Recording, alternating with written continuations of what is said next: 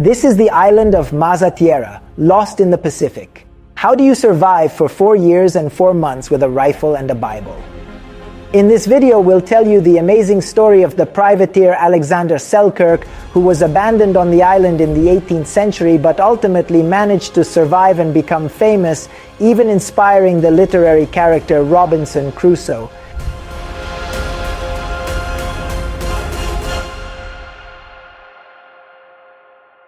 Ciao ragazzi, this video was written and filmed in Italian by our team of scientists, storytellers and video makers. We are Italians. It was manually translated into English, but dubbed with artificial intelligence. Long live culture, and let's go back to the video. September 1704, the Pacific Ocean. The English ship Cinque Ports sails from Tierra, an uninhabited island of about 50 square kilometers, which is part of the Juan Fernández archipelago, 670 kilometers off the coast of Chile. Not all crew members, however, are on board the boat.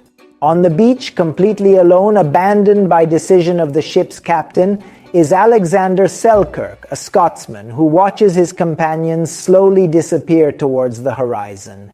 He is left with only a rifle, a Bible, a few tools, and a few clothes. Selkirk turns his gaze to the inland, uninhabited and unknown. He must try to survive at all costs, waiting for another ship to pass the island and by chance rescue him. But why was Alexander left on Tierra? Let's go back in time. Alexander Selkirk is born in Lower Largo, Scotland in 1676, and from a young age is rebellious and gets into fights. Just imagine, in 1693 he is summoned to appear in court for having behaved indecently in church, but doesn't show up because he is at sea.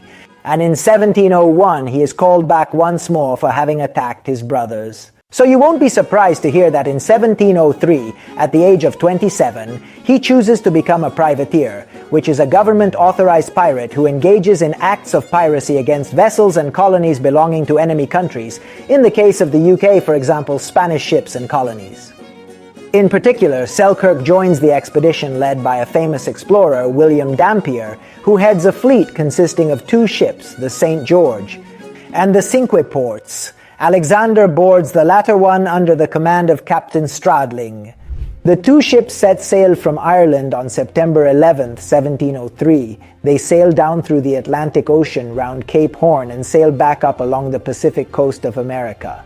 During the journey, however, the expedition is not particularly fortunate, or perhaps not very capable. In fact, it is repelled several times by enemy ships and suffers significant damage. The St. George and the Cinque Ports decide to separate, and in September 1704, the Cinque Ports stops off the coast of Tierra to stock up on food and water. The ship is in terrible condition, and Selkirk gets into a shouting match with Captain Stradling. If the ship is not repaired, the Scotsman lets slip. "I have no intention of staying on board. I'd prefer to stay on the island."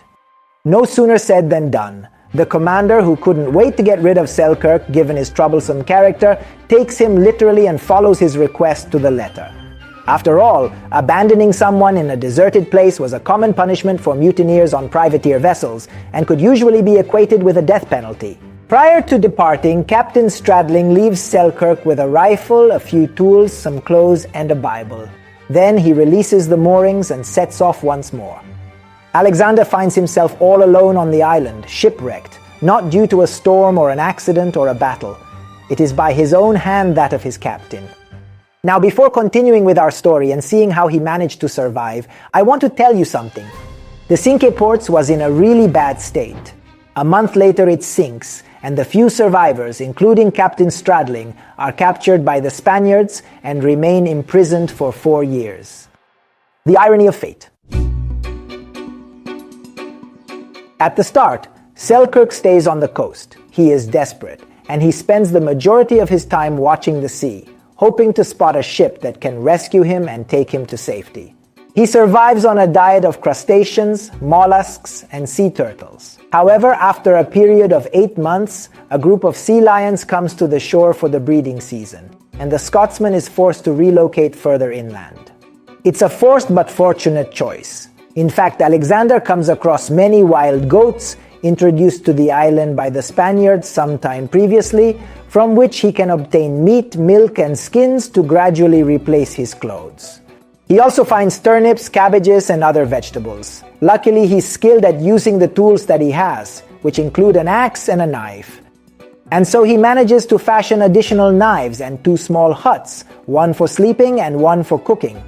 To safeguard his mental health, the Scotsman spends his time reading the Bible out loud, or occupies his time doing things like carving his name on tree trunks. He has to find a way to keep himself busy, mentally as well, but meanwhile no ship passes in the vicinity. No, actually several ships do pass by the island, but only 2 of them dock in the bay, and those ships are of Spanish origin. Selkirk, as an English privateer, faces the risk of death, imprisonment, and enslavement if captured, making it a highly negative situation for him.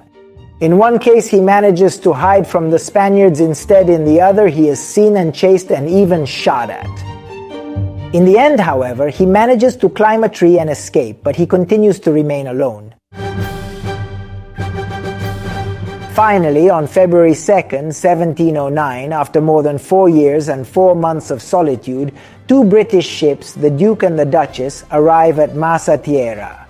Alexander is incredulous and on cloud 9. He reaches his compatriots, embraces them, but struggles a little to communicate, since he has spent so much time without speaking. When the ship set sail again, the expedition's commander, Woodes Rogers, appoints him second officer of the Duke. Yes, because the Duke and Duchess are not on their way to England, but are actively engaged in acts of piracy against the Spanish. And so Selkirk doesn't return home immediately, but picks up from where he had left off, in other words, waging a privateering war against the Spaniards along the Pacific coast of America. And not only once various feats have been accomplished, the Duke must complete the entire circumnavigation of the globe to return home. However, time goes by and his sea proves propitious, and therefore, in 1711, Selkirk ultimately succeeds in returning home and seeing his country once more, 8 years after his departure. Alexander's story soon becomes famous, as it is narrated in a travel account by an officer on the Duchess, and in a book by the same ship's commander, Rogers. As for our troublemaker, he stays on land for a few years, but then the sea calls him back. And so he begins his career as a sailor on military vessels, serving on the Atlantic coast of Africa. In 1723, while at sea, he tragically dies of yellow fever at the age of 47. Guys, what a crazy life Selkirk had! So much so that his story was one of the sources of inspiration for the conception and writing of the novel Robinson Crusoe by Daniel Defoe, published for the first time in 1719, a few years after Selkirk's return home. Furthermore, in 1966, the government of Chile decided that one of the 2 main islands of the Juan Fernández archipelago would be named the Alexander Selkirk Island. Interestingly though, the name was given to the Masafuera Island and not to Tierra, which was instead renamed Robinson Crusoe Island. Folks, I hope you enjoyed this story. Thank you very much for watching, and I look forward to seeing you for the next video, always here on Geopop Everyday Science. Ciao!